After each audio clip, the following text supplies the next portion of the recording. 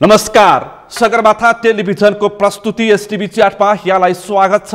म सुनिल दाहाल।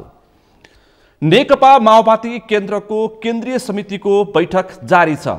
बैठकमा विभिन्न केन्द्रीय सदस्यले आफ्नो धारणा राखिरहेका छन्। आज मंगलबार पार्टी नेतृत्व नेकपा माओवादी अध्यक्ष पुष्पकमल दाहाल प्रचण्डले जवाफ दिने कार्यक्रम तय भएको छ। जारी माओवादी केन्द्रीय कमिटीको बैठकमा स्थानीय तहको निर्वाचनदेखि सत्ता गठबन्धनसम्मको र पार्टीको नेतृत्वको आलोचना समेत भएको छ र पार्टी सही ढङ्गले अघि बढ्न नसकेको, वर्ग बिर्सेको, परिवारवाद हाबी भएको र कङ्ग्रेस र एमाले भन्दा खासै फरक हुन नसकेको भनेर केन्द्रीय सदस्यले चर्को आलोचना गरेका छन्। आज हामी विशेष रूपमा यो विषयमा छलफल केन्द्रित गर्नेछौँ। सँगै माओवादीको केन्द्रीय कमिटीको बैठकमा वाम एकतालाई बढी जोड दिएको छ। वैशाख 30 को निर्वाचनको समीक्षा गर्दै वामपन्थी एकता बढी जोडतोडका साथ उठेको छ भने पूर्व माओवादी एकताका विषय पनि उठेका छन्। सरकारको काम कारबाही र प्रदेशको मुख्यमन्त्री परिवर्तनदेखि नीति निर्माण तहसम्मको विषयमा आज हामी बढी केन्द्रित रहेर छलफल गर्दैछौँ। आजको यो छलफलमा मसँग सहभागी हुनुहुन्छ नेकपा माओवादी केन्द्रका केन्द्रीय सदस्य बागमती प्रदेश सांसद राजन दाहाल। यहाँलाई स्वागत छ। धन्यवाद। आराम हुनुहुन्छ? एकदम ठिक छ। तपाईहरुको नेकपा माओवादी केन्द्रको केन्द्रीय समितिको बैठक जारी छ।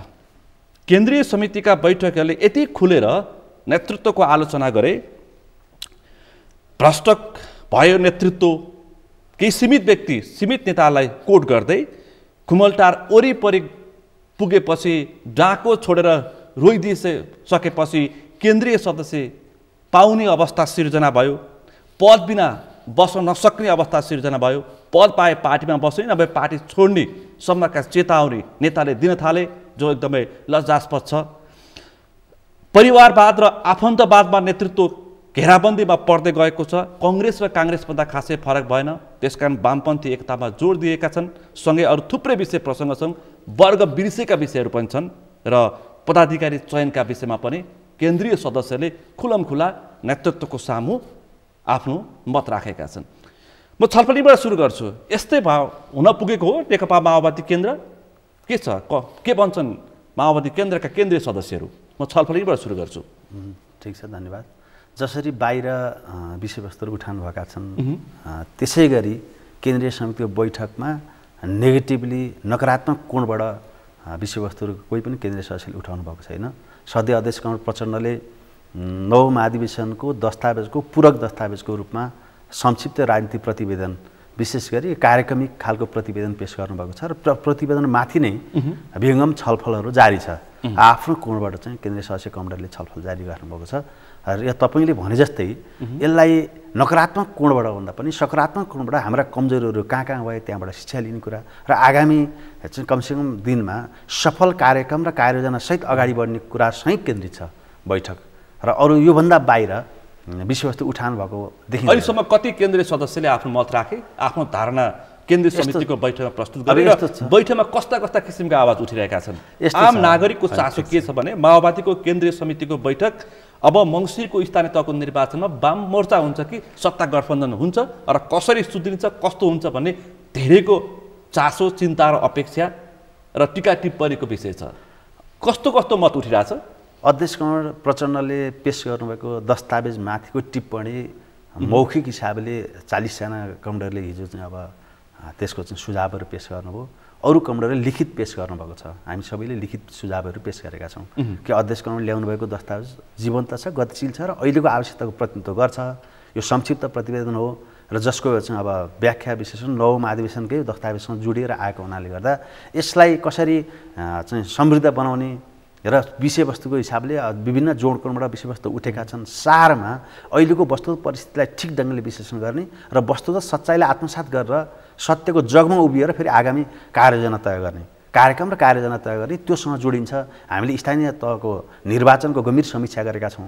त्यहाँ हाम्रा सबल पक्षहरू के भए, दुर्बल पक्षहरू के भए, अन्तर्राष्ट्रिय परिस्थितिमा साम्राज्यवादी राष्ट्र र शक्ति राष्ट्रबीचको अन्तर्विरोध, सारमा रुस युक्रेन युद्ध हेर्दाखेरि चाहिँ देखिन्छ रुस र युक्रेन जस्तो, तर त्यो त सारमा युक्रेन अन्तत चाहिँ त्यसको नेतृत्व चाहिँ प्रत्यक्ष अप्रत्यक्ष अमेरिकाले अथवा साम्राज्यवादी राष्ट्रले गरेका छन्। यतापट्टि रुससँग शक्ति राष्ट्रहरू पनि कमसेकम जोडिएको देखिन्छ भने चाहिँ त्यसको प्रभावले पार्ने समग्र विश्वको चाहिँ अब राजनीति त्यसपछि अर्थतन्त्रसँग जोडिएका प्रश्नहरूसँग हामीले पनि अलि गहिराइमै गएर छलफल गर्नुपर्छ। त्यसको पर्ने चाहिँ अब आर्थिक मन्दीसँग जोडिएका कुराहरू पनि हामीले अलिक गम्भीरतापूर्वक छलफल गरेका छौँ हाम्रो विषयमा। यो हाम्रो असंलग्न परराष्ट्र नीतिलाई चाहिँ हामीले कायम राख्नुपर्छ भन्ने विषयमा पनि छलफल चलेका छन्। अहिले सरकारको तर्फबाट जसरी उठेका चाहिँ अब युक्रेनसँग जोडिएर अन्तर्राष्ट्रिय चासोका विषयहरू पनि जोडिएका छन्, आर्थिक मन्दीको विषय पनि उठेका छन्। म त्यो विषयमा पनि आउँछु। त्यसभन्दा अगाडि माओवादी केन्द्रको केन्द्रीय समितिको बैठकमा पार्टी कस्तो बन्दैछ, कस्तो हुनुपर्छ भनेर केन्द्रीय समितिमा केन्द्रीय सदस्यले पार्टी सुदृढीकरण हुनुपर्छ भनेर राखेको आलोचनात्मक म मतको विषयमा अलिक बढी जोड दिन्छु। ठिक छ, केन्द्रीय समिति यसरी विस्तार गरिएको छ, सुन्दा भन्दा केन्द्रीय समितिमा उठेका विषयहरू बुझ्दाखेरि चाहिँ यसरी थपिएका छन् केन्द्रीय सदस्यमा, जो पनि अब माओवादीको केन्द्रीय सदस्य हुन सक्ने खालको अवस्था छ। कुनै समय 2500सम्म पुगेको थियो, त्यस्तै हुन्छ भनेर पनि व्यङ्ग्य गरिएका छन्। होइन, यो बारेमा अब हाम्रो पार्टीको महाधिवेशनबाट सर्वसम्मतले पारित विधान अनुरूपको हाम्रो अहिलेको केन्द्रीय समिति हो। हाम्रो विधानै व्यवस्था छ 279 को केन्द्रीय समिति निर्माण गर्ने र 10% एकता प्रक्रियामा चाहिँ अब आउने कमान्डरलाई सिट छोड्ने, त्यसपछि 279 को 15% मनोनित गर्न सक्ने। त्यसो गर्दा त्यही विधान बमोजिम नै अनि त्यसपछि हामी कुल केन्द्रीय सदस्यको 25% वैकल्पिक केन्द्रीय सदस्य बनाउन सक्ने हाम्रो विधान व्यवस्था छ। कार्यकर्ताहरू केन्द्रीय सदस्य हुन सक्ने खालका केन्द्रीय सदस्यको भूमिका निभाउन सक्ने खालका नेता कार्यकर्ता अझै पनि छुटेको भनेर गुनासाहरू सुन्न पाइएको छ। आफन्तहरू बढी हाबी हुन थाले। त्यो होइन, माओवादी पार्टी स्वभावले क्याडर बेस पार्टी हो। म त यो पटक सबभन्दा बढी खुसी भएको छु। किन? माओवादी पार्टीको केन्द्रीय समिति बैठकमा जाँदा जसरी मैले पहिलो 5औं विस्तारित यो बालाजु 5औं हाम्रो विस्तारित बैठक भएको थियो, शान्ति प्रक्रियामा आउने बित्तिकै आए लगत्तैको 5औं विस्तारित बालाजुको बैठक त्यही झल्को अहिलेको बैठकमा दिन्छ। कसरी? सबै पूर्व माओवादीहरू झन्नै 80% पूर्व माओवादीका चाहिँ नेताहरू अहिले यसो हेर्दा केन्द्रीय समिति आएका, कोही हिजो वैद्यमा गए, विप्लवमा गए, बाह्रौँमा गए, अनि अरू विभिन्न पार्टी बनाएर गए।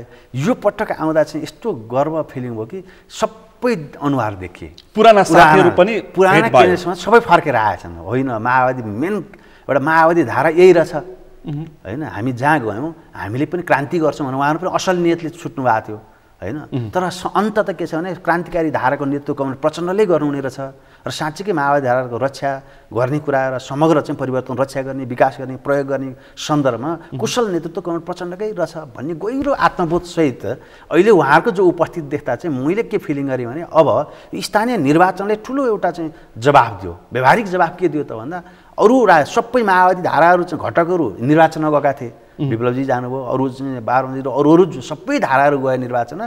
सायद देशैभरि केहीले बाहेक अरूले वडा सदस्य पनि जित्नु भएन होइन। हामीले पनि सोचे जस्तो अपेक्षित परिणाम त आएन, तैपनि माओवादी घटक मध्येको बलियो र एउटा धाराको नेतृत्व चाहिँ यही अध्यक्ष प्रचण्डले नेतृत्व गरेको माओवादी केन्द्रले गर्छ भन्ने विषयमा विश्वासका साथ केन्द्रीकरण सुरु भयो। यो पोजिटिभ पार्ट हो। त्यसकारण अहिले हो मैले यहीँ कहाँ जोड्न खोजेँ भने माओवादी धाराको केन्द्रीकरण सुरु भयो। अब यो हामी बिग्रिने माओवादी धारको केन्द्रीकरण सुरु भयो। त्यो बैठकले झल्को विभिन्न पार्टी क्षेत्र कहाँ पुगेर पुनः फेरि माओवादी केन्द्रमा हो फर्किने गम्भीर आत्मसमीक्षा सहित, फेरि गम्भीर आत्मसमीक्षा सहित आफ्ना कमजोरीहरू चाहिँ कहाँ भयो शिक्षा सहित अब केन्द्रीकरण सुरु भयो। भनेपछि अब हामीले के फिलिङ गर्यौँ भने अब हाम्रो बिग्रिने दिन सकियो। अब माओवादीको बिग्रिने दिन सकियो, पराजयको दिन सकियो। जति हामीले हार्यौँ, जति असफलताहरू बेहोर्यौँ, अब यही जगबाट हामीले के छौँ सफलताको सिँढी चढ्छौँ। सफलताको सिँढी चढ्ने बलियो जग चाहिँ यो केन्द्रीय समिति बैठक हुन्छ भन्ने विषयमा म चाहिँ पूर्ण विश्वस्त छु। 64 को वरिपरि माओवादी पुग्न सक्छ। अथक मेहनत गर्नुपर्छ। हाम्रो केही समस्या छ। माओवादी पार्टी राजनीतिक माओवादी पार्टी नेतृत्वले आफ्नो आत्मलोचना गर्ने ठाउँ छ कि छैन? यस्तो केन्द्रीय समितिको बैठकमा उठेको छ यो विषय? होइन, यहाँ दुईटा केन्द्रीय समिति, हाम्रो केन्द्रीय समितिका प्रवृत्तिहरू दुई प्रकृतिका छन्। जस्तै एउटा जीवन व्यवहारसँग जोडिएको केन्द्रीय सदस्य छ, जमिनसँग जोडिएको छ, वर्गसँग जोडिएको छ, जिम्मेवारीसँग जोडिएको छ, जनतासँग जोडिएको छ। उसले के गर्छ अलि वस्तुगत रिपोर्टहरू ल्याउने गर्छ। उसले व्यवहारिक समस्याहरू के छन्, जनताका समस्या के हुन्, विकास समृद्धिका समस्या के हुन्, त्यसपछि चाहिँ माओवादी पार्टीको आन्तरिक जीवनमा समस्याहरू के हुन्, संगठनात्मक व्यवस्थापन समस्या के हुन्, अलिक जीवन्त गतिशील रिपोर्ट आउँछ। त्यहाँ धेरै आलोचना आरोप प्रत्यारोप हुँदैन। उसले के राख्छ, वस्तुगत सच्चाइ वस्तुगत समस्याहरू प्रस्तुत गर्छ। एउटा प्रकृतिको केन्द्रीय समस्या, अर्को केन्द्रीय समस्या जमिनमा हुँदैन, जनतामा हुँदैन, सङ्गठनको मूल जिम्मेवारी छैन, नेतृत्वमा छैन, तर कमिटीमा छ। उसले शास्त्रीय बहस गर्छ, छलफल गर्छ, यहाँ पत्रपत्रिका पढ्छ, अरू कुरा गर्छ। उसले आफ्नो कोणबाट बुझ्छ। अब जनताको कोणबाट माओवादीलाई बुझ्दैन। माओवादीको नेता छ, जनताको कोणबाट पार्टीको समग्र चाहिँ एउटा विचार राजनीतिको कोणबाट बुझ्दैन, आफ्नो कोणबाट बुझ्छ। ऊ सन्तुष्ट छ कि छैन? ऊ असन्तुष्ट छ, उसले नकारात्मक कोणबाट पेश गरेर सुरु गर्छ। उसले नेतृत्वको आलोचना गर्छ, होइन पार्टीको आलोचना गर्छ। भूगोलमा काम गर्नेहरू हो, जनपक्षीय अथवा जनप्रतिनिधिहरूले पनि त माओवादीको नेतृत्वको कार्यशैलीको आलोचना त गरे त फेरि होइन। मैले दुईटा प्रकृति होइन, तपाईँले बुझ्नुभयो नि। एउटा प्रकृति के छ भने, जस्तो कमरेड प्रचण्ड जति 18 घण्टा दिनमा खट्ने कुन चाहिँ नेता छ त? प्रचण्डलाई आलोचना गर्नु त कहाँ? प्रचण्डलाई थ्रेट यसले गर्न सक्छ, कमरेड प्रचण्डलाई जसले गर्न सक्छ, कमरेड प्रचण्डभन्दा सक्रिय हुनु पर्यो, गतिशील हुनु पर्यो, योग्य हुनु पर्यो, र कमसेकम कार्यकर्ता विश्वास त्यहाँ केन्द्रीकरण हुनु पर्यो। अल्छी हुने, बेइमान हुने, भ्रष्ट हुने, ठग हुने, अनि नेतृत्वको आलोचना गर्ने, अनि पुष्पकमल दाहाल प्रचण्डको खुमल दाहालको विरोध गर्ने, त्यो सम्भव छैन। त्यो गलत हो, त्यो ईर्ष्या हो। अध्यक्ष प्रचण्डको नेतृत्वप्रति ईर्ष्या हो। त्यो असाध्यै चाहिँ पार्टी बलियो बनाउने ट्रेन होइन। त्यो पार्टीलाई कमजोर बनाउने, नेतृत्वलाई कमजोर बनाउने, नेतृत्वलाई हिलो छ्याप्ने, नेतृत्वलाई बलियो बनाउनु त कमसेकम सकारात्मक आलोचना गर्नु पर्यो, होइन नकारात्मक टिप्पणी मात्र गर्ने। आलोचनाहरू यो आलोचना पनि त पार्टी सुदृढीकरण होस्, पार्टीको नेतृत्व सचियोस्, सक्षम होस्, जनपक्षीय होस्, वर्गीय हिजोको वर्गीय राजनीति नबिर्सियोस्, आफ्नो वर्गको सुरक्षा गरोस् भनेर चिन्ता र चासोको साथ व्यक्त गरेको मत पनि हुन सक्छ नि। यो कोणबाट हेर्दाखेरि त फेरि यस्तो हो, आलोचकहरू आफू ठिक हुनुपर्छ। आफू अनुशासनहीन भएर, अराजक भएर अरूलाई अनुशासनको पाठ सिकाउन, अरूलाई अरूको आलोचना गर्न पाइँदैन। आलोचकहरू जसले आलोचना गर्छ ऊ ठिक ठाउँमा उभिनुपर्छ। ठिक ठाउँमा उभिएर गरिने आलोचनाहरू सकारात्मक हुने गर्छन्। आफूले राम्रो गर्दा गर्दै अरूले नराम्रो गरिसकेपछि तपाईँले नराम्रो गर्नुभयो कमरेड भन्न पाइन्छ। अध्यक्ष प्रचण्डले गरेका कमजोरीहरू आफ्नो ड्युटी पुरा गरेर चाहिँ औँला चाहिँ उठाउन पाइन्छ, होइन? नत्र आफ्नो ड्युटी पुरा नगर्ने, आफ्ना कमजोरीहरू देख्दै नदेख्ने। तपाईँले आक्षेप त्यसपछि के भने सहर केन्द्रित राजनीति गर्ने नेतृत्वको त्यो किसिमको परिभाषा गर्न सकिन्छ, तर जनतासँग प्रत्यक्ष बसिरहने, जनताको वरिपरि घुमिरहने, जनताको समस्यामा समाधानको लागि प्रयास गरिरहने, जनताकै पक्षमा काम गर्ने जनप्रतिनिधिहरूले पनि त कङ्ग्रेस र एमाले भन्दा माओवादीको नेतृत्वको, कार्यकर्ताको सबैको आलोचना गरे र फरक देखिन छोड्यो। त्यसकारण चिन्ता व्यक्त गरे। त यस्तो कङ्ग्रेस र एमालेसँग माओवादीलाई जोड्न मिल्दैन, माओवादीको नेतृत्वलाई जोड्न मिल्दैन, अध्यक्ष प्रचण्डलाई जोड्न मिल्दैन। किनकि अध्यक्ष प्रचण्डले माओवादीका केन्द्रीय सदस्यले मिल्दैन। उहाँहरूको चाहिँ अब यदि जोडेको छ कुनै केन्द्रीय सदस्यले भने उहाँहरूको बुझाइमा अल्पज्ञान हो, होइन? बुझाइमै समस्या पैदा भयो। किनभने अध्यक्ष प्रचण्डको राजनीतिक नेतृत्व, वैचारिक नेतृत्व मलाई अहिले मुलुक चलिरहेछ। अध्यक्ष प्रचण्डको कन्सेप्ट, परिकल्पना अन्तर्गतको संहिता, गणतन्त्र, धर्मनिरपेक्षता, समावेशी समानुपातिक राज्यको परिकल्पना त अध्यक्ष प्रचण्डले गर्नुभयो हो। त्यो अध्यक्ष प्रचण्डले देखेको सपनालाई यथार्थमा बदल्न सिङ्गो चाहिँ अब जातीय क्षेत्रीय लिङ्गीय चाहिँ एउटा उत्पीडनको विरुद्धमा सशक्त चाहिँ अब जनयुद्धको नेतृत्व उहाँले गर्नुभयो। त्यही जनयुद्धका उपलब्धिहरू हो। अहिलेको मुलुक जसरी चलिरहेको छ अहिलेसम्म समग्र राष्ट्रिय राजनीतिको मेन कमान्ड त अध्यक्ष प्रचण्डले गरिराख्नु भएको छ। सायद अध्यक्ष प्रचण्ड हुनुहुँदैन थियो भने अहिले एसपिपी सम्झौता पनि अगाडि बढ्थ्यो, खारेज त हुँदैन थियो हो। एमसिसीमा पनि हामीले व्याख्यात्मक घोषणासहित त्यहाँसम्म जाने स्थिति बन्दैन थियो। राष्ट्रियताका सन्दर्भमा, जनतन्त्रका सम्बन्धमा, जनजीविका सम्बन्धमा, जनताको अधिकारका सम्बन्धमा अहिलेसम्म कुशलतापूर्वक नेतृत्व, श्रेष्ठतापूर्वक नेतृत्व अध्यक्ष प्रचण्डले गर्नुभएको छ। अनि अध्यक्ष प्रचण्डले कहाँ कमजोरी गर्नुभएको छ? उहाँले निरन्तर खट्नु भएको छ। तपाईँ काम नगर्ने, होइन? सबैले सोपानमा ड्युटी पुरा गरौँ त जसले पाउनु भएको छ। सबै केन्द्रीय सदस्यको आफ्नो ड्युटी पुरा गरौँ, नेतृत्व आफ्नो जिम्मेवारी बोधका साथ काम गरौँ, होइन? हाम्रा वर्गीय पक्षधर त हामीले चाहिँ वर्गीय पक्षधर स्खलन त हामीमा आयो, विचारमा स्खलन, कार्यशैलीमा स्खलन त नेतृत्वको होल टिममा आयो होइन त। कमरेड प्रचण्डमा आउँथ्यो भने त यो पार्टी नै रहँदैन थियो।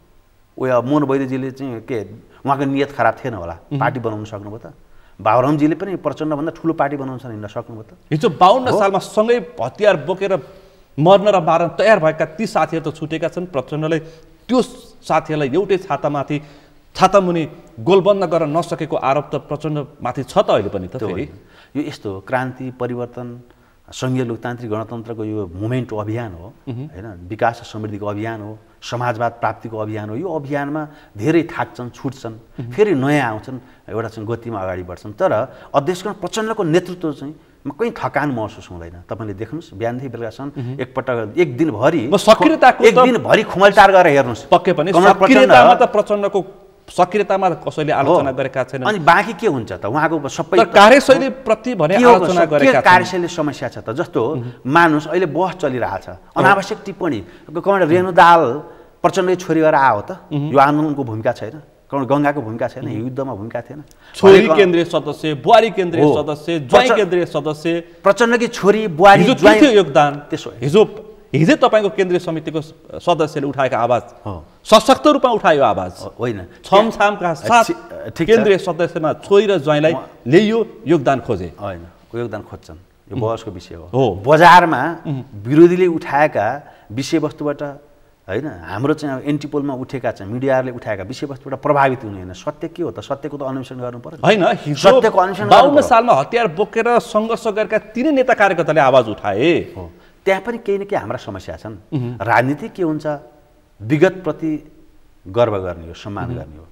तर वर्तमानमा भूमिका के हुन्छ? मैले हिजो 52 सालदेखि लडेँ, तर म अहिले निष्क्रिय छु भने मैले सक्रिय भूमिका प्राप्त गर्न सक्दिनँ। र सक्रिय भूमिका बस्नु भनेको त्यो पार्टीलाई फेरि ड्यामेज गर्नु हो नि त, निष्क्रिय बनाउनु हो नि त। त्यस कारणले गर्दा हिजोको भूमिकाको हामीले सम्मान गर्छौँ, जसले भूमिका निर्वाह गर्नुभयो। तर वर्तमान भूमिकामा जसले अहिलेको भूमिका निर्वाह गर्न सक्नुभएको छैन, उहाँहरू चाहिँ स्वभाव यतिसम्म आलोचना गरे बोलिरहेछन् सञ्चार माध्यममा। खुमलटार फेरि मैले यो प्रश्न जोडेँ, खुमलटारको वरिपरि गएर खुमलटारमा गएर एकचोटि रोइदिइसकेपछि, डाको छाडेर आँसु झारिदिइसकेपछि केन्द्रीय सदस्य पाउने अवस्था माओवादीमा सिर्जना भयो। दुःखद विषय। अर्को प्रदेश र सङ्घकोमा झन्डै 1 दर्जन श्रीमान श्रीमती सांसद छन्। कि श्रीमती हुनु पर्यो कि श्रीमान हुनु पर्यो लगायतका थुप्रै विषय प्रसङ्ग उठे। यो विषयमा त माओवादी नेता कार्यकर्ता गम्भीर हुनुपर्ने अवस्था आयो नि त। अझ केसम्म उठाए भन्दाखेरि केन्द्रीय सदस्यहरूले आफ्ना पुराना नेता कार्यकर्तालाई संरक्षण नगर्ने, अरू पार्टीका नेता कार्यकर्ता प्रचण्ड खोज्दै हिँड्ने सम्मको आलोचना गरे। अनि स्वभावले यो आलोचना स्वाभाविक पनि छ। एउटा त के हो भने कार्यविभाजनको सन्दर्भमा कहीँ कमजोरी भएका हुन सक्छन्। जस्तो श्रीमान श्रीमती दुइटै मन्त्री हुनुपर्ने, सांसद हुनुपर्ने, केन्द्रीय सदस्य हुनुपर्ने, पार्टीमा चाहिँ हुन्छ नै। किन श्रीमान श्रीमती भएर आएन नि त। हिजो आन्दोलनमा आफ्नो भूमिका निर्वाह गर्दै आएका पात्रहरू आएका छन् होइन। टपक्क टिपेर पुरै चाहिँ अराजनीतिक मान्छेलाई ल्याएको छैन पार्टीमा। हिजोदेखि नै निरन्तर आएका पात्रहरू पनि छन् होइन। त्यस अर्थमा तर उहाँहरूको कार्यविभाजनको सन्दर्भमा होइन, सरकारी पदको सन्दर्भमा चाहिँ अब नेतृत्वले गम्भीरतापूर्वक सोच्नुपर्छ। पार्टी भूमिकामा त उसको चाहिँ योगदानको आधारमा निरन्तर आधारमा तपाईँले दिनैपर्छ। पार्टी भूमिका उसको अधिकारको हो। तर सत्तासँगको सम्बन्धमा चाहिँ विगतमा हाम्रा केही कमजोरी भएका छन्, ती कमजोरीहरू सच्याएर लानुपर्छ। र अहिले केन्द्रीय समिति उठेका केही विषयवस्तुहरूलाई पनि अध्यक्ष प्रचण्डले गम्भीरतापूर्वक लिनुभएको छ। र अब आउने दिनमा त्यसलाई सच्याएर लैजाने पनि उहाँले सङ्कल्प गर्नुभएको छ। अब पार्टी भूमिका र सत्ताको भूमिका फरक हुन्छ। सत्ताको भूमिकामा आलो पाला जोडिन्छ होइन, कमसे रोटेसनमा हुनु पर्यो। सधैँ एउटै व्यक्ति निरन्तर सरकारी लाभका पदमा जानु हुँदैन। अस्ति भर्खर तपाईँहरूको सकिएको जुन राष्ट्रिय सम्मेलनमा जुन किसिमका अब माओवादी सम्मेलनबाट फर्केपछि अब माओवादीको स्वरूप परिवर्तन हुन्छ भनेर तपाईँहरू फर्किनुभयो, त्यस्तै किसिमको प्रतिक्रिया दिनुभयो। अहिले केन्द्रीय सदस्यको बैठक पछाडि पनि त्यस्तै किसिमका प्रतिक्रिया आएका छन्। तर व्यवहारमा चाहिँ माओवादी सुध्रिसकेको अवस्था छैन। कहाँनिर समस्या हो? माओवादीको नेतृत्वको समस्या हो कि कार्यकर्ताको समस्या हो कि वैचारिक समस्या हो कि साङ्गठनिक समस्या हो कि कहाँनिर समस्या हो? जो माओवादी 64बाट खस्केर 79सम्म आउँदाखेरि अस्तिको स्थानीय तहको निर्वाचनमा अलिकति सुध्रिएको अवस्था मात्रै देखियो। कहाँनिर समस्या हो माओवादीको? यस्तो यो समस्या खोज्ने बेला माओवादीले भयो कि भएन? नेतृत्वले, कार्यकर्ताले? माओवादी पार्टीले 52 सालदेखि 79 सालसम्म आउँदा आफ्नो राजनीतिक भूमिका जसरी निर्वाह गर्नुपर्थ्यो त्यो पुरा गरिरहेको छ। राजनीतिक हिसाबले विचार, नीति, योजना र कार्यक्रम हिसाबले माओवादी कमजोर छैन। यो संहिता रहुन्जेल, संघीय लोकतान्त्रिक गणतन्त्र रहुन्जेल, यो संविधान अन्तर्गत मुलुक चलुन्जेल माओवादी कमजोर हुँदैन, माओवादी कमजोर हुँदैन। यो मुलुक यो व्यवस्था अन्तर्गत चलुन्जेल जस्तो कांग्रेसले जिते पनि एमाले जिते पनि त्यहाँ दलित जित्छ, महिला जित्छ हो, किनभने त्यो त माओवादीको मुद्दा हो नि त हो। सबै उनीहरू पनि त्यहाँ पुग्नै पर्यो किन त्यहाँ संविधान व्यवस्था रहेसम्म माओवादी कमजोर हुँदैन, माओवादी बलियो हुन्छ। र कहाँसम्म तर अहिले सुन्नुहोस्, मैले यहाँ जोड्नै खोजेको थिएँ, माओवादी गणितीय हिसाबले अलि कमजोर भयो भन्ने लागेको छ। राजनीतिक हिसाबले माओवादी कमजोर छैन।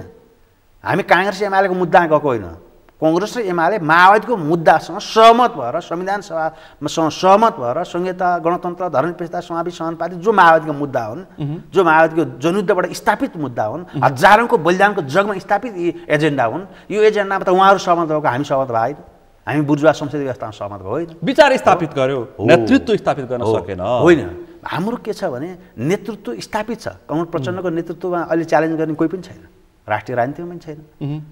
तर के हो भने नेतृत्वको सोपानमा संसदीय प्रक्रियामा चाहिँ माओवादी कमजोर देखियो। यसको कारण छ किनकि होइन, यो प्राविधिक विषय हो। पहिलो शक्ति सिट सङ्ख्याको आधारमा जो बढी हुन्छ त्यो नै पहिलो शक्ति। संसदीय प्रक्रिया त्यो अन्तिम सत्य हो। संसदीय राजनीतिमा माओवादी कमजोर हुनु स्वाभाविक हो, किन हाम्रो स्कुलिङ नै होइन यो। माओवादी स्कुलिङ हो त अहिलेको राजनीति। संसदीय प्रक्रियामा हामी त क्रान्ति परिवर्तन बलिदान गर्दैन कि मृत्यु कि मुक्तिको प्रतिबद्धता जाहेर गरेर त्यो क्रान्तिकारी स्कुलिङबाट सत्ता प्राप्ति, सत्ता बाहेक अरू सब भ्रम हो भनेर बन्दुक उठाएर हिँडेको कार्यकर्ता बेच्छ अझै माओवादीमा। संसदीय राजनीतिमा उनीहरूले पिएचडी गरेका छन् कांग्रेस एमाले, प्राविधिक पक्ष मिलाउने, कसरी जनतालाई झुक्क्याउने हो नि त, झुक्क्याएर कसरी मत लिने र आफू बलियो हुने भन्ने पक्षमा उहाँहरू माहिर हुनुहुन्छ।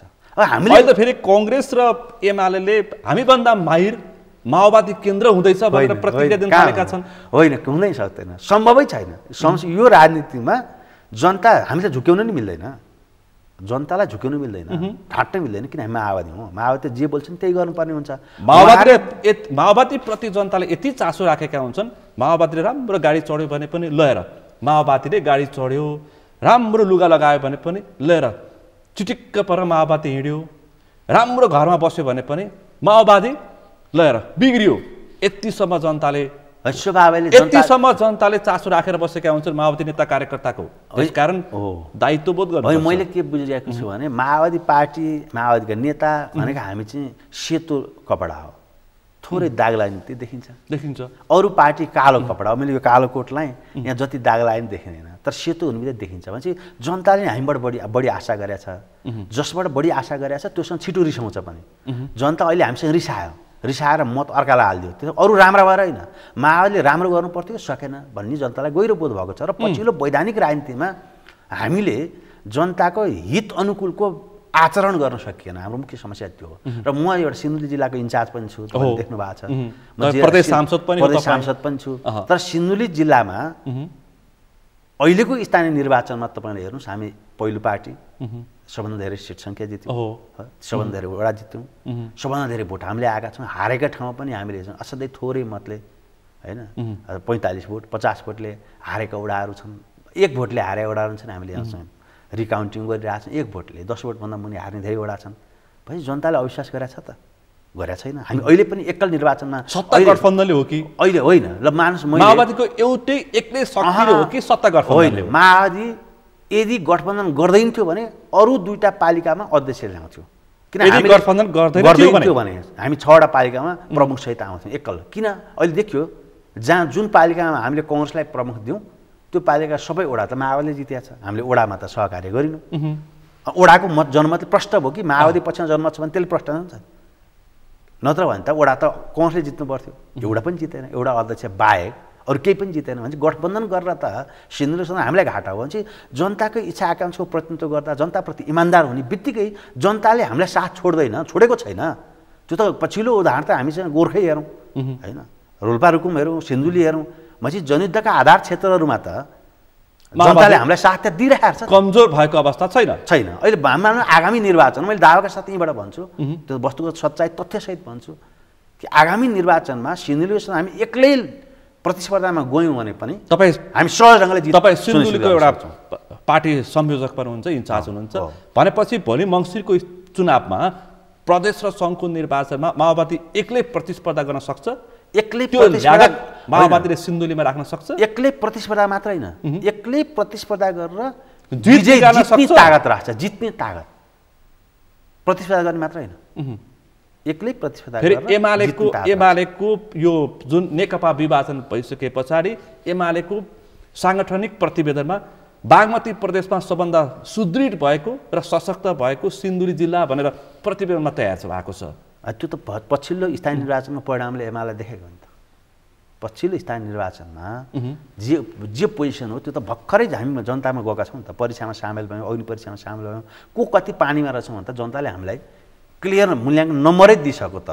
अब यस बारेमा त बहस गर्नु परेन। त्यसो भए अब मङ्सिरको निर्वाचनमा प्रदेश र केन्द्रको सङ्घको निर्वाचनमा सत्ता गठबन्धन कि वामपन्थी गठबन्धन? तपाईँहरूको केन्द्रीय समितिको बैठकमा वामपन्थी गठबन्धन भनेर अत्यन्तै जोड बलका साथ आवाज उठ्यो। यो बहसको विषय कस्तो छ भने हामी अहिले एमाले र माओवादी अलग हुनुपर्ने कुनै राजनीतिक कारण छैन।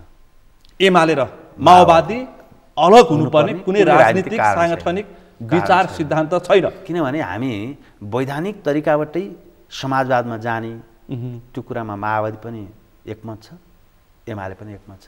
हामी एक ठाउँमै उभिएकै कारणले पार्टी एकता भएको दस्तावेजको हिसाबले हामीले वैधानिक तरिकाबाट सामाजिक न्यायसित विकास समितिको नेतृत्व गर्दै समाजवादसम्म पुग्ने, समाजवादसम्म पुग्नको निम्ति चाहिँ के चाहियो भन्दा चाहिँ स्वभावले औद्योगिक पुँजीको विकास गर्नु पऱ्यो, बृहत्तर रोजगार सृजना गर्नु पऱ्यो, आयात घटाउनु पऱ्यो, निर्यात बढाउनु पऱ्यो, राष्ट्रिय अर्थतन्त्र विकास गर्नु पऱ्यो। यी सबै विषयसँग जोडिन त के चाहियो? बलियो कम्युनिस्ट केन्द्र चाहियो, बलियो कम्युनिस्ट पार्टी चाहियो। बलियो कम्युनिस्ट पार्टी बन्नको निम्ति के चाहियो? एमाले र माओवादी अलग अलग भएर हुँदैन भन्ने उद्देश्यले नै अध्यक्ष प्रचण्डकै अगुवाईमा पहलमा फेरि छलफल सुरु भएको छ। छलफल भयो, पार्टी एकता भयो। त्यसपछि कमरेड केपी ओली केही स्वेच्छाचारी अराजक र गैर क्रान्तिकारी कदमले नै के हो हामी फेरि आन्दोलन चाहिँ सिद्धिने विघटनको दिशामा पुग्ने अवस्था भइसकेपछि अध्यक्ष प्रचण्डले फेरि कम्युनिस्ट आन्दोलनको रक्षाको निम्ति, क्रान्तिकारी धाराको रक्षाको निम्ति फेरि त्यहाँबाट के गर्नु पर्यो?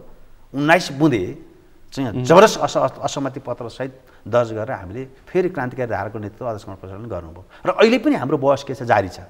हो, प्रचण्डको त्यही ओलीप्रतिको टिप्पणीको कारणले पार्टी फुटको सङ्घारमा पुग्यो। ओलीप्रतिको टिप्पणी होइन, त्यस यदि अध्यक्ष प्रचण्डले 19 बुँदे 19 पृष्ठको लामो चाहिँ अब त्यो दस्तावेज मार्फत हिट गर्नु हुँदैन थियो भने कम्युनिस्ट आन्दोलन सिद्धिन्थ्यो। कम्युनिस्ट आन्दोलनमाथि प्राय 19 बुँदे आरोपपत्र नै नेकपा फुटको मुख्य आधार बन्यो। होइन, त्यो होइन। यदि त्यसो हुँदैन थियो भने केपी ओलीले सिङ्गो कम्युनिस्ट आन्दोलन सिध्याइन्थे, यो सङ्घीयता सिध्याइन्थे, व्यवस्था उनी व्यवस्थाको विरुद्धमा थिए, सङ्घीयताको विरुद्धमा थिए, गणतन्त्रको विरुद्धमा थिए, संविधानको विरुद्धमा थिए। अध्यक्ष स्पष्ट देखिसक्नु भएको थियो। त्यसपछि के भयो भने ओहो यो व्यवस्थाको रक्षा गर्ने त दायित्व माओवादीको हो, जसले लडेर ल्यायो उसैले रक्षा गर्नुपर्छ।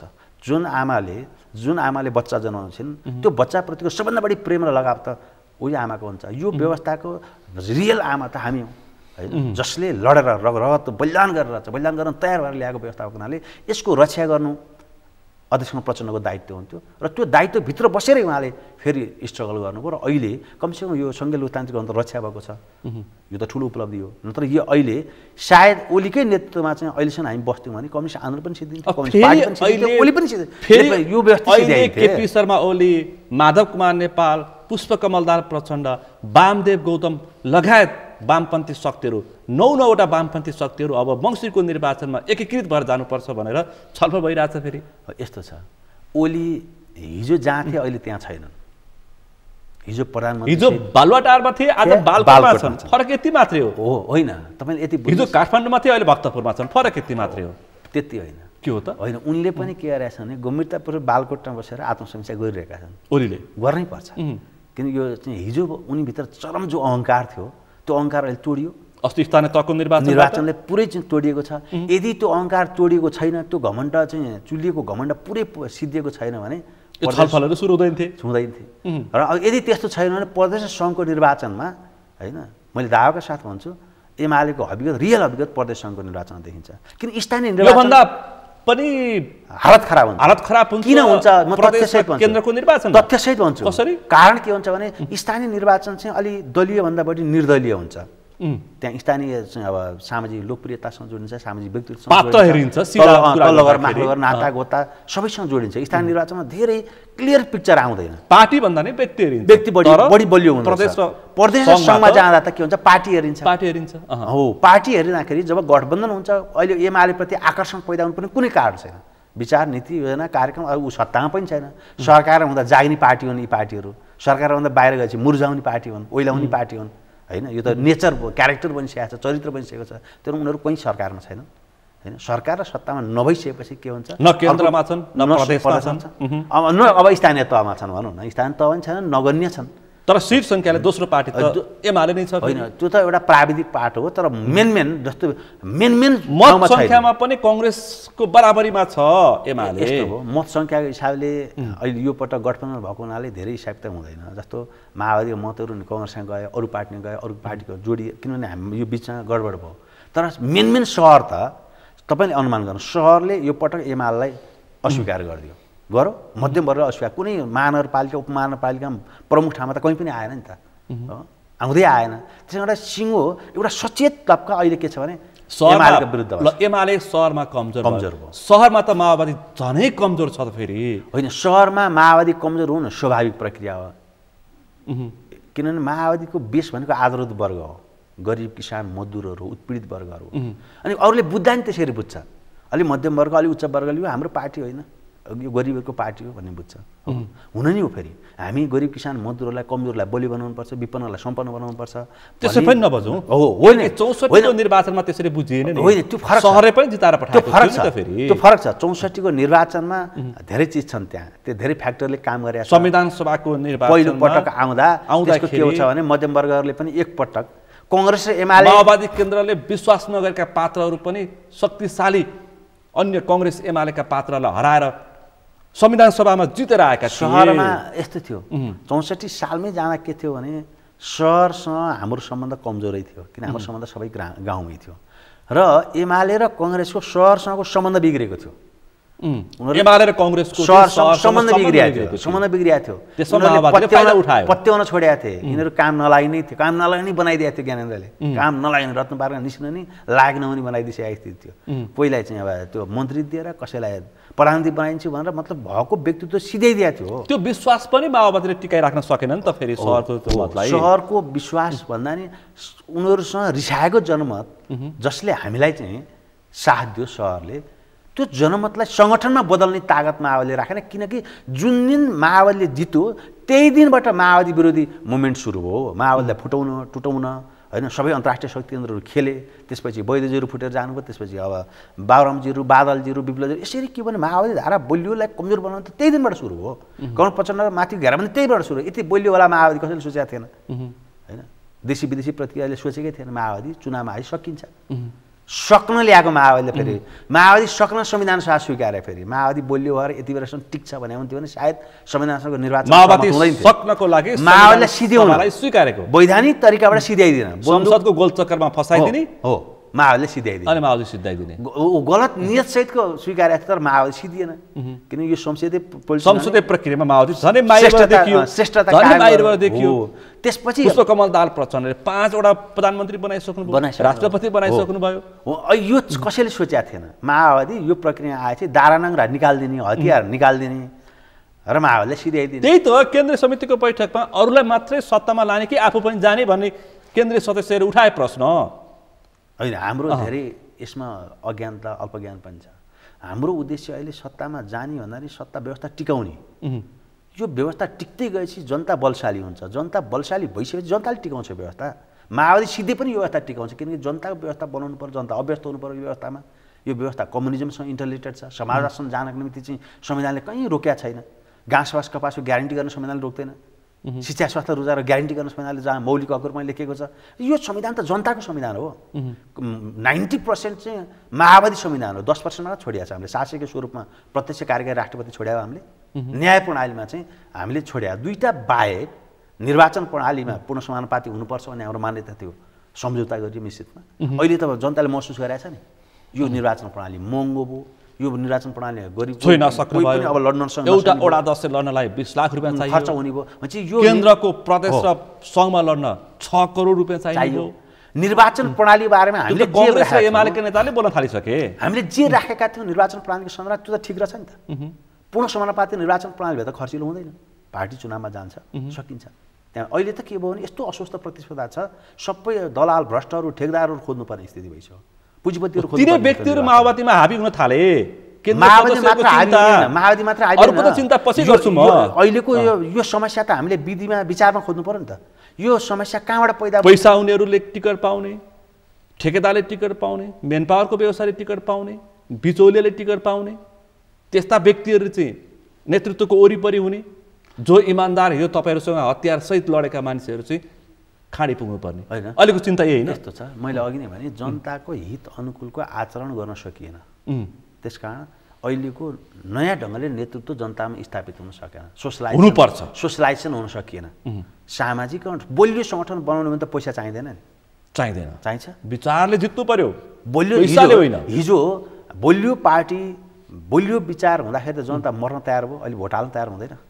मर्न तयार भएका हामी नै हो नि त। हो, मर्न तयार भएका जनता हामीलाई खाना दिएको भएर मर्नु पर्थ्यो, मर्न तयार भयो तर हामीलाई घरमा राखो, सेल्टर दियो, हिँड्नु, युद्धमा सहभागी भयो, सहयोग गर्यो भने चाहिँ अहिले जनतासँगको हाम्रो राजनीतिक सम्बन्ध कमजोर भयो, सामाजिक सम्बन्ध कमजोर भयो। हिजो सिन्धुलीको चुरेर महाभारतमा गोली ठोक्छु भन्दाखेरि पनि गोली खान तयार हुने माओवादीहरू अहिले यतिखेर यस्तो विकृतिमा फसे।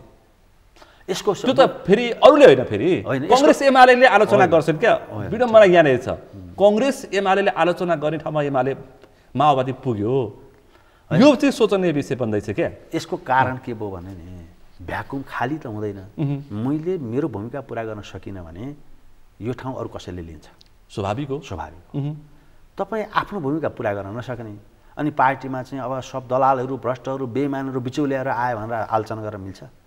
तपाईँले त कमसे आफ्नो भूमिका हो, जनताले पत्याउन लायक काम गर्नु पर्यो, जनताले पत्याउन लायक लोकप्रियता आर्जन गर्नु, व्यक्तित्व निर्माण गर्नु पर्यो, अनि मात्र अब टिकिन्छ, सर्भाइभ हुन्छ। होइन भने त डाइनोसरलाई कसैले मारे त होइन, होइन लोभ भएर गयो, आफै लोभ भएको भनेपछि माओवादी आन्दोलन पनि ठिक ढङ्गले चाहिँ सुदृढ गर्न सकिएन भने, ठिक ढङ्गले व्यवस्थापन गर्न सकिएन भने, अहिलेको आवश्यकता अनुसार नेतृत्व प्रदान गर्न सकिएन भने अवस्था त्यसै हुन सक्छ। हो, स्वाभाविक हो, यो त विज्ञान हो। हरेक वस्तुको विकास वा विनाशमा त आन्तरिक पछि प्रदान हुन्छ, पुष्प अधिवेशन भएको अहिलेसम्म पदाधिकारी चयन गर्न सकेको छैन माओवादी केन्द्रले।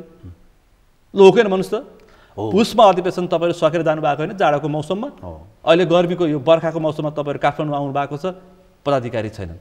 निर्वाचन गरेर टुङ्गाइदिउँ न, त्यो पनि सक्दैन नेतृत्वले। यो विषय त गहन हो नि त, गहन हो। अनि यो चाहिँ के छ भने अहिले यसले के देखाउँछ भने हामी भित्र पनि होइन गैर क्रान्तिकारी चरित्र हाबी भयो, गैर कम्युनिस्ट चरित्र हाबी भयो। पद भने त एउटा कार्यविन्यास हो, कार्यविभाजन हो नि त। तपाईँले जे भूमिका प्राप्त गर्नुहुन्छ त्यो भूमिकासँग सन्तुष्ट हुनुहोस्, त्यसलाई चाहिँ अबलतापूर्वक निर्वाह गर्नुहोस्। सङ्गठन त चलाउनु पर्यो नि त, होइन अबलतापूर्वक निर्वाह गर्नुहोस् भन्ने हाम्रो उद्देश्य हो। जस्तै पदाधिकारी चयन हुन नसकेर बिग्रिया छैन, किन मात्र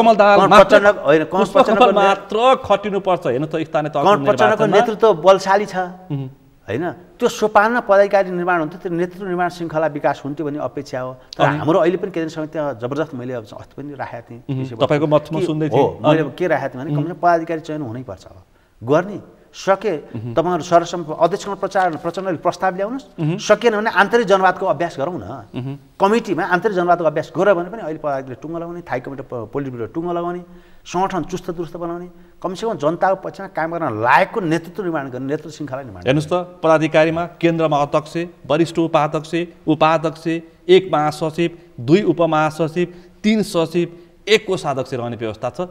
तर पुष्पकमल दाहाल प्रचण्ड अध्यक्षभन्दा बाहेक अरू कोही छैनन्। अनि कांग्रेस र एमालेको आलोचना गरेर हुन्छ? माओवादीले पहिला आफू पो वैचारिक र साङ्गठिक ठनिक रूपमा त चुस्त दुरुस्त बन्न सक्नु पर्यो नि त। यो सवाल हो कि होइन? यो समस्यालाई हामीले पुरानै बुर्जुवा तरिकाले नै हल गर्ने भने हल हुँदैन। कांग्रेस एमालेको तरिकाबाट नि माओवादीको संगठनात्मक समस्या हल हुँदैन। माओवादी नयाँ संगठनात्मक विधि विकास गर्नु पर्यो, नयाँ संगठनात्मक विधि। उस्तै तरिकाबाट निर्वाचनको विधिबाट राम्रो मान्छे आउने भए त कांग्रेस एमाले आइहाल्थ्यो नि, आए त आउँदो रहेछ नि। निर्वाचन मात्र नि सब थोक होइन, तर कमसेकम हामीले भनेका छौँ कमसेकम यो संगठनात्मक विधि नयाँ विधि विकास गर्नु पर्यो, नयाँ विधि विकास गर्नु पर्यो जसले जो सबै सन्तुष्ट हुन्, सबै आफ्नो भूमिकाप्रति सन्तुष्ट हुन्, आफ्नो जिम्मेवारीप्रति सन्तुष्ट हुन्, असन्तुष्ट नहुन्। सोपानमा न्याय सम्पादन गरियो भने मानिस असन्तुष्ट हुँदैन, पार्टी कमिटीमा कोही नेता असन्तुष्ट सोपानमा न्याय सम्पादन गर्नु पर्यो। सिनियर जुनियर के को आधारमा? सिनियरलाई सम्मान गर्ने हो, जुनियरलाई काम दिने हो। तपाईँ वरिष्ठ हुनुहुन्छ, काम गर्नुहुन्न भने त तपाईँलाई के सम्मान गर्ने हो।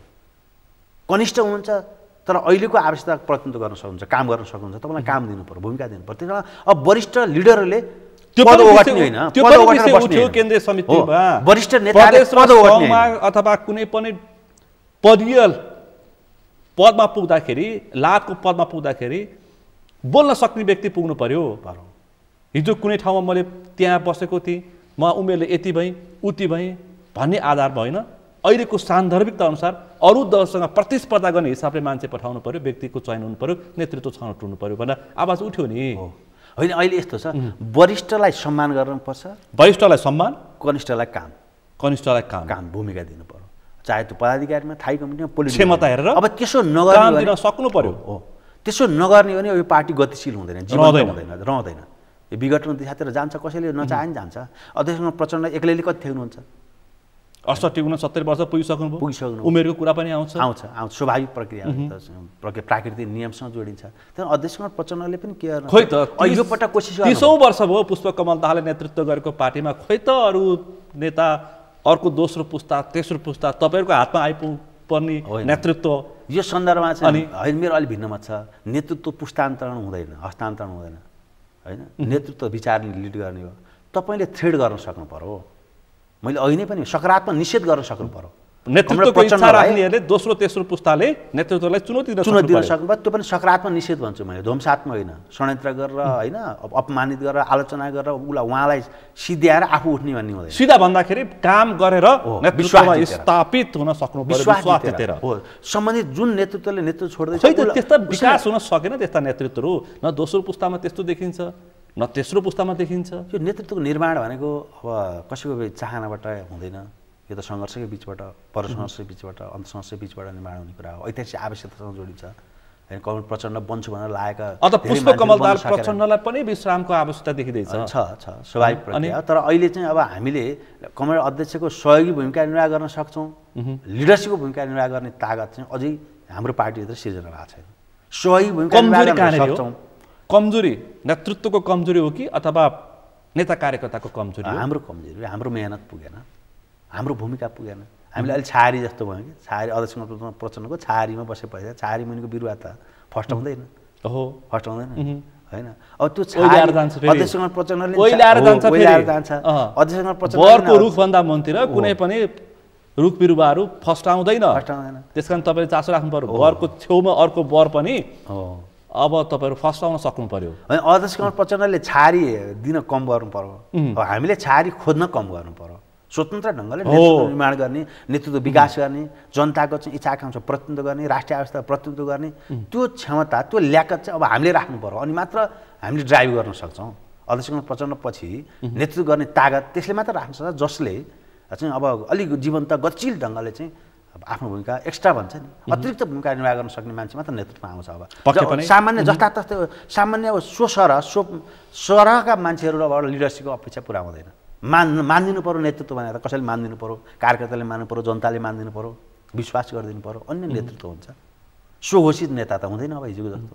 विचारमा अडिक हुनु पर्यो, विचारमा अडिक, सङ्गठनमा चुस्त दुरुस्त हुनु पर्यो, सङ्गठन निर्माणमा लाग्नु पर्यो। काठमाडौँमा सञ्चार माध्यममा बोलेर मात्रै भएन, आफ्नो वर्ग बनाउनु पर्यो। तर त्यो सम्भव छ। मैले अघि नै भने माओवादीको अब नयाँ उदय, पुनरुदय सम्भव छ, पुनर्जीवन सम्भव देखिसक्यो। यही केन्द्रीय समिति, मैले केन्द्र जोड्दैछु, यो केन्द्रीय समितिमा अध्यक्ष प्रचण्डले विधानभन्दा माथि उठेर कमिटी बनाउनु हो।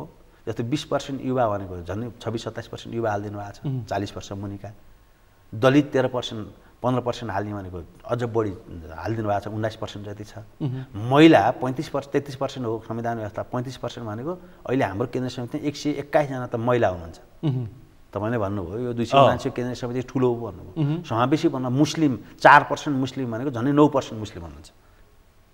यो पटक चाहिँ के भयो, साँच्चीकै अब माओवादी जस्तो केन्द्रीय समिति भएको छ, माओवादी जस्तो समावेशी टाइप केन्द्रीय समिति।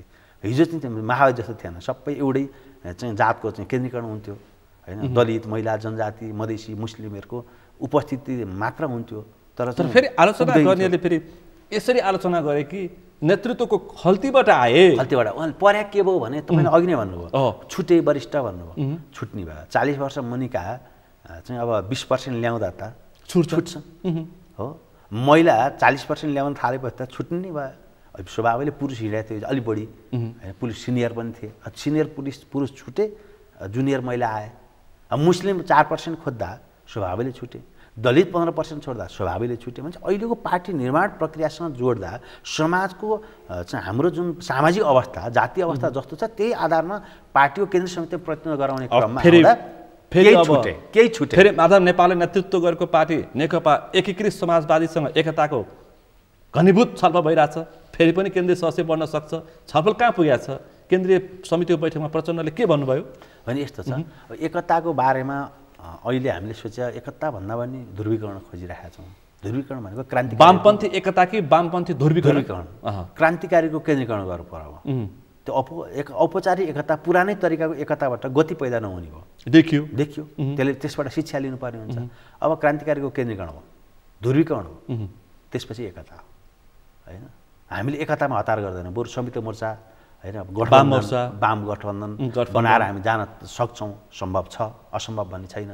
कङ्ग्रेससँगको त हाम्रो बाध्यात्मक चाहिँ एलायन्स हो, बाध्यात्मक एलायन्स किन मिल्यो त भन्दाखेरि अब के तपाईँले भनेको केपी शर्मा ओलीले दुई पटक संसद विघटन गरेर प्रतिगमन गरे। केपी ओली यो सिध्याउन, यो व्यवस्था सिध्याउन लाए, प्रतिगामी कदम उनले चाले। कमसेकम नेपाली काङ्ग्रेस यो व्यवस्था टिकाउन हुन्छ नि त, सहयोग भूमिका निर्वाह गर्छु भनेर चाहिँ शेरबहादुर तयार हुनुभयो नि त। त्यस कारणले शेरबहादुरजीलाई उपहार दिए प्रधानमन्त्री कमल प्रचण्डले। त्यहाँ त्यसै होइन, उहाँले व्यवस्था टिकाउन तयार भएपछि नेतृत्वलाई ठिक छ तपाईँले गर्नु भनेपछि यो सन्दर्भमा त एमाले भन्दा कङ्ग्रेस के भयो, प्रगतिशील भयो नि त। कङ्ग्रेस प्रगतिशील भयो, तर कङ्ग्रेससँग हाम्रो केही मिल्या हात फेरि अरू कुरा, न विचार मिल्छ, न विधि मिल्छ, न सिद्धान्त मिल्छ, न मत मिल्छ, न साङ्गठनिक संरचना मिल्छ, केही पनि मिल्दैन। केही पनि मिल्दैन। तत्काल सङ्घीय लोकतान्त्रिक गणतन्त्र रक्षा गर्ने, नयाँ संविधानको रक्षा गर्ने होइन, यो व्यवस्थाको रक्षा गर्ने सन्दर्भमा चाहिँ हामी एक ठाउँमा उभियौँ नि त। त्यस कारणले उहाँसँग गठबन्धन भयो तत्काल। अघि पनि मैले एउटा प्रश्न हामी सँगै जान सक्दैनौँ। अघि पनि मैले एउटा प्रश्न उठाएको थिएँ कि वाम मोर्चा, वाम गठबन्धन लगायतका विषय उठेका छन्, तर माओवादीबाट छुटेका व्यक्तिहरूलाई चाहिँ किन सङ्गठनमा साङ्गठनिक रूपमा एकता गर्न सक्दैन माओवादी नेतृत्वले भनेर आम जनताले प्रश्न उठाइरहेको होइन। मैले अघि नै भने अहिलेको केन्द्रीय समितिमा यो त भयो, अरू थुप्रै नेता कार्यकर्ता बाहिर छन् नि, विप्लव छन्, वैद्य छन्, बाबुराम छन्, धर्मेन्द्र छन्, अर्का छन्, थुप्रै छन् अझै पनि बाहिर। अहिले तपाईँले के बुझ्नु पर्यो भने नि, हामी मैले भन्न खोजेको वैधानिक राजनीति पूर्व माओवादी एकताको प्रयास हुन्छ कि होइन? पूर्व माओवादी डिफ्याक्टो वास्तविक हिसाबले एकता भइसक्यो। औपचारिक एकता के देखिन्छ भने केही नेतृत्वको माथिल्लो लेयर जो छ बाहिर छ, माथिल्लो लेयर। अब त्यो लेयर एक्लै छ, एक्लै हुन्छ।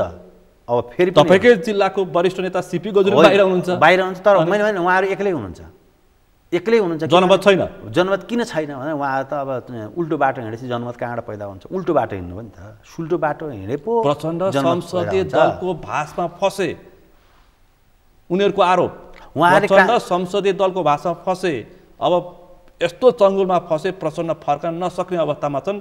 बरु 70 जना तयार छौँ तर प्रचण्डको पछि लाग्दैनौँ भनिरहेछन्। फेरि होइन, यस्तो छ, कमरेड प्रचण्ड त फसेकै होइन। उहाँहरूको कमरेड प्रचण्डप्रतिको बुझाइमा चाहिँ कमजोरी हो, अथवा कमरेड प्रचण्डप्रतिको ईर्ष्या हो, अरू केही होइन। चाहे सिपी गजुरेल, मोहन वैद्य, बाबुराम, विप्लव सबै मैले त देखा नजिकबाट हेरेको किन उहाँहरूलाई ईर्ष्या जाग्यो क्या होइन। भनेपछि नेतृत्वप्रति प्रचण्डको नेतृत्वको इगो पोलिटिक्स त्यति हो। नत्र भने कमरेड प्रचण्डले के छोड्नु भएको छ त? विचार छोडे। कहाँ छोड्या छ विचार? समाजवादमा जाने विचार छोड्या छ? यो व्यवस्था यहाँसम्म ल्याउनु, दुनियाँ विश्व कम्युनिस्ट आन्दोलन कहाँ माओवादी धारा यति बोलियो छ त संसारमा? सङ्गठन छोडे होइन, माओवादी बाहेक हामीले सबै सर्वहारा वर्गको प्रतिनिधित्व गर्ने, आदर वर्गलाई सत्तामा ल्याउने, दलित, महिला, जनजाति, मधेसी, मुस्लिमहरूलाई चाहिँ सरकारमा ल्याउने, सहभागी गराउने, संविधान निर्माण गर्ने प्रक्रिया छोड्या हो। यो छोड्या हो कमरेड प्रचण्ड कमजोर हुनुहुन्थ्यो, कमरेड प्रचण्डले धोका दिया हुन्थ्यो। कमरेड प्रचण्डले आफ्नो वर्ग छोडेकै छैन, वर्गलाई शासन सत्तामा समान सहभागी बनाउने आन्दोलनको नेतृत्व गर्न छोड्नुभएकै छैन। राष्ट्रियताको आन्दोलनको नेतृत्व गर्न छोड्नुभएकै छैन। छोड्या हुन्थ्यो भने एमसी विरोधी आन्दोलन किन गर्थ्यौँ हामी यहीँ 15 दिनसम्म लट्ठी खाएको, यहीँ म यहीँ छु हो। एसपीको विरोध किन गर्नु पर्थ्यो? आइपिएसको विरोध किन गर्नु पर्थ्यो? हामीले त हाम्रा मुद्दा कहाँ छोड्या छौँ? जनताको मुद्दा पनि छोड्या छैनौँ, राष्ट्रियताका मुद्दा पनि छोड्या छैनौँ। तर स्वभावले वैधानिक आन्दोलन मार्फतै अगाडि बढ्नुपर्ने हो। बढ्नुपर्ने भनेर विश्व राजनीतिक परिस्थिति, नेपालको राजनीतिक परिस्थिति, समग्र राजनीतिक घटनाक्रमलाई ठिक ढङ्गले ग्रहण गर्न नसक्दा पैदा भएको उहाँहरूको चाहिँ त्यो समस्या हो। कमल प्रचण्डको समस्या होइन, कमल प्रचण्डले नेतृत्व गर्नुभएको एउटा पार्टी र उहाँको बुझाइप्रतिको समस्या। पूर्व माओवादी पनि अब एकता ल्याउने प्रयास भइरहेछ, किनकि प्रचण्डले बाबुरामसँग छलफल प्रारम्भ गरिसक्नु भएको छ। खैर अब म अन्तिममा छु। अब तपाईँ प्रदेश सांसद, अब अस्ति तपाईँले समाजवादी राजेन्द्र पाण्डेलाई मुख्यमन्त्री बनाउनुभयो, सहमति पनि हामीले हेऱ्यौँ, 6 महिना 7 महिना पुग्यो। अब इन्द्र बानिया काङ्ग्रेसको संसदीय दलको नेतालाई बनाउनु पर्ने थियो, सहमति तोडियो। माओवादीले के गर्छ? मुख्य भूमिका माओवादीको छ, तपाईँहरूको छ होइन? यस्तो छ, अब हामीले भन्यौँ सहमति, लिखित सहमति गर्ने बेलामा पनि हामीले लिखित सहमति नगरौँ होइन। अब यो चाहिँ माथि शीर्ष नेतृत्व तहमा एउटा अन्डरस्ट्यान्डिङ बनाऊँ भन्ने हाम्रो मत थियो। त्यो बेला राजेन्द्र पाण्डेजी नै हो लिखित सहमति, मलाई हतार हो। जसरी पनि होला मुख्यमन्त्री बन्नु थियो, 2 दिन भयो नि बन्नु पर्यो, उहाँले हतार त होइन, सहमति गरौँ, लिखित सहमति उहाँले गरे हो। त्यसपछि हाम्रो संसदीय दलको नेता तर्फबाट शालिग्रामजीले सही गर्नुभयो। अब सहमति गरिसकेपछि चाहिँ पालना गर्नुपर्छ भन्ने हाम्रो मान्यता हो। किन लिखित सहमति माओवादीहरू त्यसमा दृढ छ, हामी दृढ छ। तर उहाँ केन्द्रले निर्णय गर्नुपर्छ, प्रदेशकोले हैसियत राख्दैन भन्दै हुनुहुन्छ। लिखित सहमति उहाँले किन गरे? त्यसो भए सार्वजनिक भइसक्यो। सहमति त उहाँले गरे हो, हामीले सहयोग मात्र गरे हो होइन। त्यस अर्थमा जस्तो यदि बागमती प्रदेशमा संसदीय दलमा सबभन्दा ठुलो पार्टी माओवादी, हामी ठुलो पार्टी हो संसदीय दलको, हामी ठुलो पार्टी हुँदा बरु मुख्यमन्त्रीको दाबी त हामीले गर्नुपर्छ। तर हामीले स्वभावैले अध्यक्ष प्रचण्डको नेतृत्वमा हामी चल्ने भएको हुनाले बागमती छोडिदिनुहोस् भन्नुभयो, हामीले छोड्यौँ। बागमती प्रदेशमा राजन दाहालले पनि मुख्यमन्त्रीको दाबी गर्न सक्थ्यो, होइन सक्थ्यो, किन संसदीय दलको प्रमुख चाहिँ ठुलो पार्टी हामी हो, ठुलो पार्टी भएको नाताले हामीले चाहिँ दाबी गर्न सक्थ्यौँ। तर हामीले के भन्यो भने दाबी गरेका छ। सबभन्दा सानो पार्टी एकीकृत समाजवादीका नेता मुख्यमन्त्री बनाइयो, स्वाभाविक 6-7 महिना भइसक्यो, तर उहाँ छोड्न तयार हुन्न। बालुवाटाले निर्णय गर्नुपर्छ, होइन मकवानपुरले गरेर हुँदैन भन्दै हुनुहुन्छ। त्यो उहाँले छोड्नुपर्छ, पर्छ होइन? किन छोड्नुपर्छ? उहाँले लिखित उहाँले गरे हो नि त, उहाँको आफ्नै हस्ताक्षर हो नि त। राजनीतिमा इमान्दारिता चाहिन्छ। उहाँले कहिलेसम्म छोड्नुपर्छ, कहिलेसम्म छोड्नुहुन्छ होला? अहिले सबैको चासोको विषय छ। अब हामीलाई लाग्यो नि त बजेट पास गरेकै दिन म छोडिदिन्छु भन्नुभएको थियो, पास गरौँ त्यसपछि म छोड्छु भन्नुभयो। बजेट पास गर्ने बित्तिकै उहाँ त क्वार्टरमै नभइकन काठमाडौँ आउनुभयो, पदाधिकारी बैठक भनेर नभइकन फेरि हो होइन, काठमाडौँमा पदाधिकारी बैठक सुरु भयो, म उतातिर लाग्नुपर्छ भनेर आउनुभयो। त्यसपछि जानुभएको छैन, अथवा यो छल्दै हुनुहुन्छ, यो छलेर सुख पाउनु राजनीति इमान्दारिताको कुरा हो। बेइमानी गर्नेसँग त हाम्रो केही सम्बन्ध, बेइमानीको दबाई नै हुँदैन यो दुनियाँमा होइन। हाम्रो हिसाबले किन लिखित सहमति भएको हुनाले छोडिदिनुपर्छ भन्ने हाम्रो मान्यता। त्यस कारण त संहिता यस्तै कारणले संहितामाथि सङ्घमाथि प्रदेशमाथि आलोचना भइरहेछ। अनि यो त स्वभावले नयाँ व्यवस्था भएको हुनाले यो चाहिँ परिपक्वताको अभाव छ। यिनै पात्रहरू बिना रूपान्तरण तल पुग्दैछन्, व्यवस्थामा गइसकेपछि तलका पनि त्यस्तै बन्दैछन्। त्यहाँ अब रूपान्तरण सहितको व्यवस्था परिचालन गर्ने तागत जनताले सिर्जना गर्नुपर्छ। जनता बलियो नभइकन, जनता सभागी नभइकन सत्ता राम्रो हुँदैन, विकास समृद्धिको अपेक्षा पनि गर्न सकिँदैन। यस्तै कारणले प्रदेश चाहिँदैन भन्नेहरूलाई बल पुगिरहेको छ। फेरि यस्तो प्रदेश असाध्यै राम्रो, किन मलाई याद छ म प्रदेश सांसद भएको नाताले यति धेरै सबभन्दा धेरै विकास, तपाईँले बुझ्नु होला मेरो निर्वाचन क्षेत्रमा जाँदाखेरि मेरो निर्वाचन क्षेत्रमा जनताले माग गरे बमोजिमका सबै विकास काम पुरा भएका छन्। केही यो चाहिँ गरेर हाल्ने भने तपाईँले केही पनि पाउनुहुन्न, गर्न सकिँदो रहेछ नि त, गर्न सकिँदो रहेछ। जनताको विकासको अपेक्षा पुरा गर्न सकिन्छ, न्याय सम्पादन गर्न सकिन्छ भने चाहिँ सङ्घ प्रदेश आवश्यक छ, स्थानीय सरकार आवश्यक छ। तर त्यसमा राम्रो नेतृत्व पुर्याउने कि नराम्रो नेतृत्व पुर्याउने त्यो जनता हातमा छ। तपाईँले जनताले सिन्धुलीको प्रश्न उठाउनु भयो, अब तपाईँ प्रदेशमा लड्ने कि सङ्घमा? होइन, मेरो अब व्यक्तिगत चाहना हुँदैन, पार्टीले जे निर्णय गर्छ त्यो निर्णयमा कार्य गर्छ। म कम्युनिस्ट पार्टीको एउटा तपाईँ यसभन्दा अगाडि पनि सङ्घको लागि प्रतिस्पर्धा गरिसकेका मान्छे। प्रतिस्पर्धा त मैले गरिनँ। 70मा पनि हाम्रो नियम के थियो भने 18वटा गाविस थिए जम्मा निर्वाचन क्षेत्र 3 नगरमा। कुमार दाहाल चाहिँ केन्द्रीय प्रतिनिधि भएर जानुभएको थियो। 18वटै गाविसले निर्णय गरेर, गाउँ पार्टी कमिटीले निर्णय गरेर चाहिँ राजन दाहाल बाहेक अरू कसैलाई पनि हामी निर्वाचन क्षेत्रमा सांसद बन्न दिँदैन तपाईँ अब पठाएको हो। सिन्धुलीको 74मा नि त्यसै गरी एकमा लड्ने कि 2 नम्बर क्षेत्रमा? अब पार्टीले के निर्णय गर्छ, मेरो आफ्नो चाहिँ व्यक्तिगत चाहना त त्यस्तो हुने कुरो भएन। मेरो एउटा सङ्कल्प के भने पार्टीले निर्णय गर्यो भने तपाईँ कम्युनिस्ट पार्टी, मेरो चाहिँ कम्युनिस्ट माओवादी केन्द्रले निर्णय गर्यो भने तपाईँ सिन्धुली क्षेत्रमा 2बाट प्रतिस्पर्धा गर्न तयार हुनुहुन्छ? म तयार छु, तर पार्टीले जे निर्णय गर्छ त्यसलाई स्वीकार्न पनि तयार छु। फेरि पार्टी निर्णय नै सर्वोपरि हुन्छ। फेरि पार्टी नेतृत्वमा अरिवल गजुरेल हुनुहुन्छ, तपाईँलाई समस्या त्यहाँ छ? होइन, यो अब पार्टीले बुझ्ने कुरा हो, यो मैले बुझ्ने कुरा हुँदैन।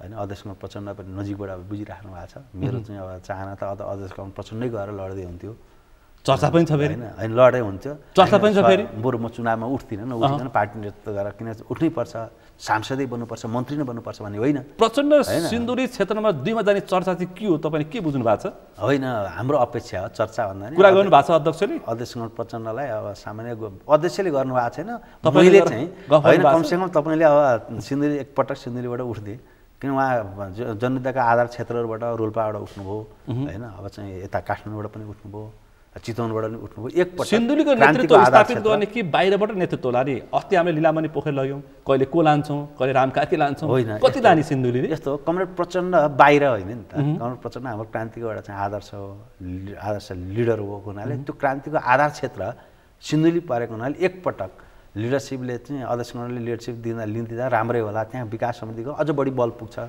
होइन हाम्रो चाहिँ विकासमा जोडिँदा पनि बल पुग्छ भन्ने पनि अपेक्षा हो त्यस कारण यो ठ्याक्कै यही भन्ने छैन निर्णय चलिरहेको छ र अन्तिममा पार्टीले जे निर्णय गर्छ हामी बलिया छौँ बलशाली छौँ सहज ढङ्गले चाहिँ जित हासिल गर्न सक्ने सामर्थ्य हामीले राख्छौँ त्यो चाहिँ अन्ततः पार्टी निर्णयलाई कारण गर्ने तागत पनि राखिन्छ हस् त व्यस्त समय उपलब्ध गराउनुभयो अहिलेको केन्द्रीय समितिको बैठकमा केन्द्रित भएर छलफल गरौँ आजको छलफलमा तपाईँले स्पष्ट जवाफ दिनुभयो यो समय र संवादको लागि विशेष रूपमा आभार व्यक्त गर्न चाहन्छु यहाँलाई पनि धन्यवाद यहाँको लोकप्रिय कार्यक्रम मार्फत चाहिँ हाम्रो पार्टीको पछिल्लो चाहिँ राजनीतिक परिस्थितिको बारेमा जनतासम्म पुग्ने र अवसर प्रदान गर्नुभएको यहाँलाई हार्दिक आभार व्यक्त गर्छु धन्यवाद आज हामीले विशेष गरी नेकपा माओवादी केन्द्रको जारी केन्द्रीय समितिको बैठकमा र त्यहाँ उठेका मतका विषयमा केन्द्रित रहेर समसामयिक राजनीतिक घटनाक्रममा छलफल गऱ्यौँ आजको छलफलमा मसँग सहभागी हुनुहुन्थ्यो नेकपा माओवादी केन्द्रका केन्द्रीय सदस्य बागमती प्रदेशका सांसद राजन दाहाल आजको विषय प्रसङ्ग यति नै भोलि अर्को विषय प्रसङ्गका साथ एसटिभी च्याट ल्याउने बाचा गर्दै